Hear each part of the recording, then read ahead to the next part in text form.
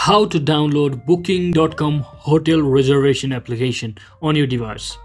So hello guys, in this video I'll be showing you a quick way to download booking.com official application. So first thing what you can do is simply head over to your Play Store, and once you're inside your Play Store, simply search in for booking application. So let me just search it, and as you can see there are two applications been showing.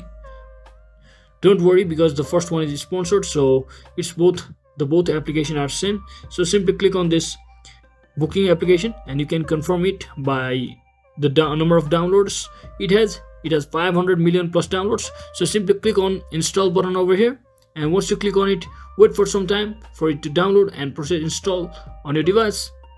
And once it gets successfully downloaded, simply click on open to run the application. So that is it guys, that is exactly how you can easily download the booking.com application on your device. So hope this video was helpful guys. If it was, don't forget to like and subscribe to the channel. See you on the next one.